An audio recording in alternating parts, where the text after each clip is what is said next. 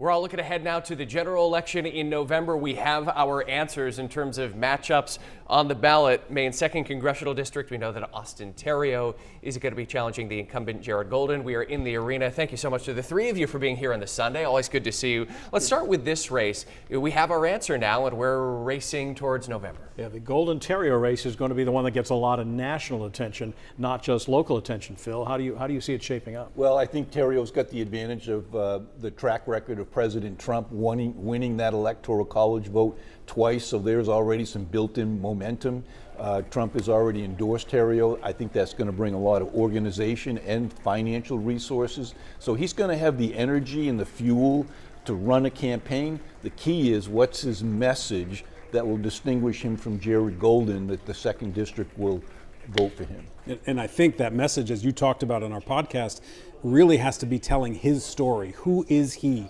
Because people don't know him very well. And I think the past in which Republicans have tried to define Jared Golden as this progressive left-wing Democrat, which is what I am, right? And Jared is not that, if anything. It just hasn't worked. So I think a better path is they really have to define who he is, tell a compelling story, and show some contrast. And that's actually what he did in his victory speech. He actually said the words that I need to reintroduce myself here as he looks ahead to the general election. That's because he was listening to Ethan and I. Yeah, exactly. Yeah. Always. Ethan Strangling, an accomplished Republican strategist. Yes. Let's talk about Ron Russell here. This answer came later in the night. This was a closer race, but we now know that he's going to challenge Shelley Pingree in CD1. That was kind of the coin flip. It was hard to judge ahead of time because it has not gotten as much attention as the 2nd District race. But Ethan, it is interesting that what do you think made the difference for Ron Russell? Again, one newcomer against another in Andrew Piantadosi. Yeah, I think his experience and his. I think he came across as a pretty serious individual, good family person, just like, he sort of understands regular folks. But, for all of what Phil was just talking about in terms of CD2, in terms of the money and the resources and Trump, he's going to get none of that now, right? Today's probably the best day he's going to get press between now and Election Day, and it's just going to be an uphill battle. It struck me as the analogy of the tortoise and the hare. Piantadosi was very energetic all around. You could see him. He was organized. But in the end, Russell had that slow and steady building momentum. That got him over the edge. But to Ethan's point, he's going to have a long, high road to climb, to ride, because he's got to have a message, he's got to have the money, and he's got to build momentum, and that's going to be a tall task. And people in CD1 don't want to fire Shelley Pingree. They've never felt that way, so why would they? Right, but if they're going to, doesn't Russell have to be a more moderate Republican than someone who runs in the 2nd District? Yeah. And can he do that? We don't really know yet. And that's his artistry to paint.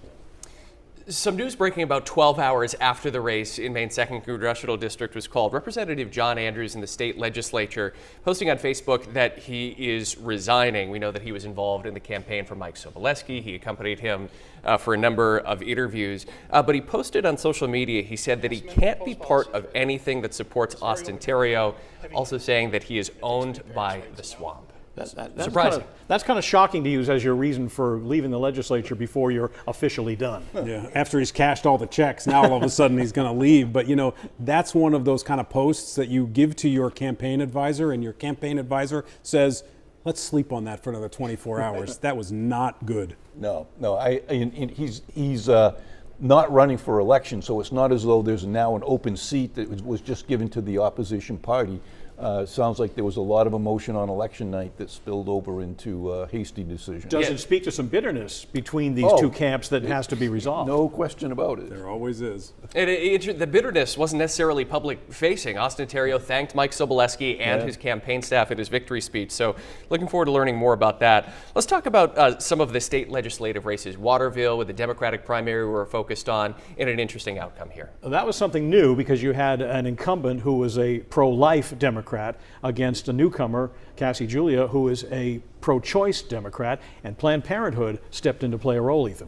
Yeah, Planned Parenthood stepped in to play a role. The overturning of Roe v. Wade really stepped in to play a role. I mean, once that Roe v. Wade got overturned by the conservative court, I think for Democrats in particular and for moderates, the issue of women's health care is front and center. And if you are not there making sure that women have the ability to make their own health care choices, you're going to be in a lot of trouble in a Democratic primary. New episodes of In the Arena drop every Thursday on our website, WMTW.com. You can go back, check our website now for everything that they have released this season. See how it stands up. Do we No, come don't through? go back and listen to the old ones, because I don't want them to know how we got Terrible it wrong. predictions. Yeah. It's always a good primer, and you got to know your history too. Thanks, guys.